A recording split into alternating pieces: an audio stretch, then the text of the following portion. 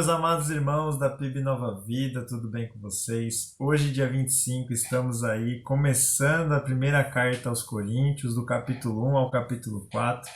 E dentro desses capítulos que destacam aí o início da carta, nós podemos ver algumas coisas muito interessantes que eram características da igreja de Corinto.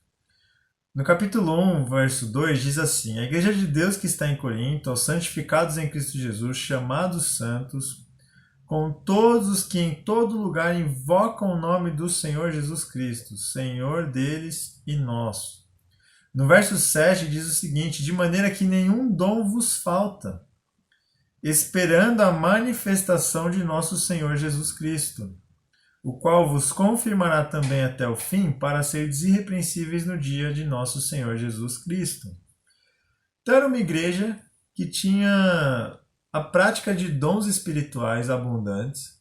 Se você observar e com atenção ler a carta, você vai olhar e entender que era uma igreja que vivia as coisas sobrenaturais, manifestações espirituais, como o dom de línguas, curar e assim por diante, e que se sentiam sim cheios do Espírito Santo, maduros espiritualmente falando.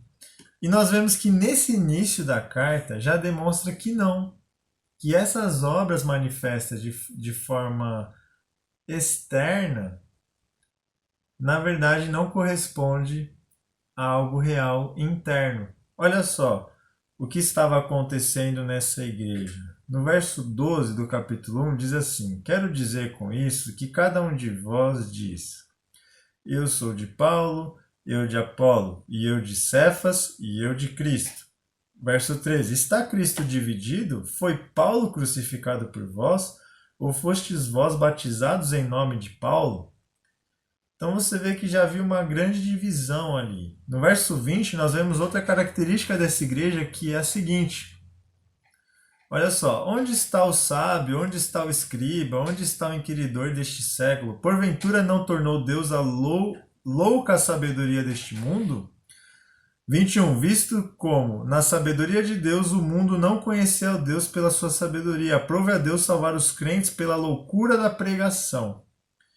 Então nós vemos que era uma igreja onde eles estavam cheios de filosofias, sabedorias humanas deste século, tentando compreender e tentando transparecer uma espiritualidade que não passava de carnalidade, de algo simplesmente mundano, filosofias, entendimentos, né? Muito estudo e tal, racionalidade, coisas humanas. E aí no capítulo 2, ele descreve algo muito importante. A palavra de Deus diz assim, no capítulo 2, verso 14. Ora, o homem natural não compreende as coisas do Espírito de Deus, porque lhe parecem loucura, e não pode entendê-las, porque elas se discernem espiritualmente. E quem consegue discernir as coisas de Deus espiritualmente falando, pelo Espírito de Deus, tem a mente de Cristo, como diz o versículo 16. E é muito interessante como Paulo ele coloca aqui a igreja de Corinto. Porque depois de ter falado tudo isso, naturalmente, pelo contexto, nós poderíamos dizer que esses coríntios, eles entenderam que estavam do lado daqueles que eram espirituais e pelo Espírito de Deus discerniam as coisas de Deus. E aí no capítulo 3, verso 1 ao 3, nós vemos a manifestação de como de fato era essa igreja aqui em Corinto. Ele diz assim: Eu, irmãos, não vos pude falar como espirituais, mas como a carnais, como a meninos em Cristo. Com leite vos criei, e não com manjar, porque ainda não podis, nem tampouco ainda agora podeis, porque ainda sois carnais. Pois, havendo entre vós, aonde eles são carnais, né? Havendo entre vós inveja, contendas e dissensões, não sois porventura carnais e não andais segundo os homens? Olha que interessante. O que a palavra de Deus está nos ensinando aqui, estava ensinando primeiro aqui de forma direta a igreja de Corinto, mas nos ensina até hoje é que a verdadeira espiritualidade, a verdadeira maturidade espiritual, ela não vem apenas de obras sobrenaturais, de coisas admiráveis ou externas, mas a verdadeira espiritualidade, a maturidade verdadeira que vem pelo Espírito de Deus gera comunhão, unidade e alegria mútua. Alegria um pelo outro. Diferente do que estava sendo gerado nessa igreja. Como eu já disse e repito, uma igreja que tinham obras aí, se você vai chegar aí na leitura mais para frente, obras sobrenaturais que manifestariam pessoas abundantemente espirituais.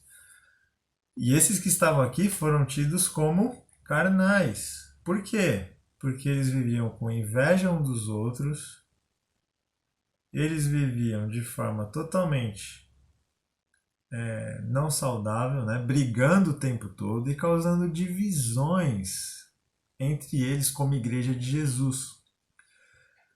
Então, uma boa reflexão que nós fazemos, uma vez que a verdadeira maturidade espiritual e o verdadeiro encher-se do Espírito gera comunhão, unidade e alegria e não inveja, quando o outro prospera, quando o Senhor usa outra pessoa, quando o Senhor se manifesta no nosso meio através de dons diferentes, de pessoas diferentes, não gera inveja, gera alegria em pessoas que são maduras espiritualmente falando.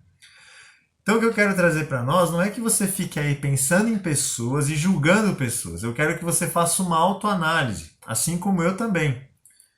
Você tem buscado, em primeiro lugar, se encher do Espírito Santo, buscar intensamente o Senhor, ter uma intimidade forte com Ele, no secreto, orando, buscando, se dedicando à palavra, a se encher das coisas de Deus e viver pelo Espírito Santo de Deus, guiado pelo Espírito Santo de Deus? Amém por isso.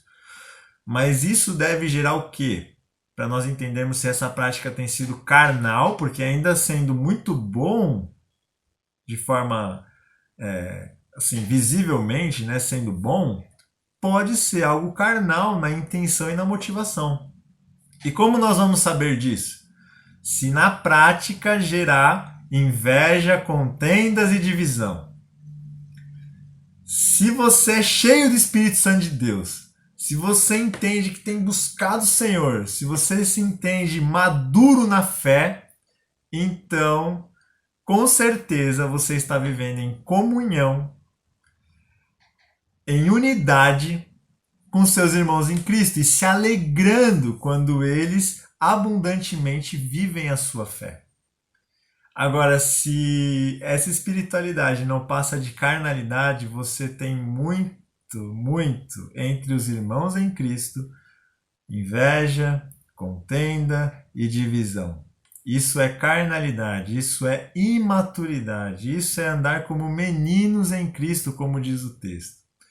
Então a verdadeira espiritualidade gera abundante comunhão, abundante unidade e abundante alegria.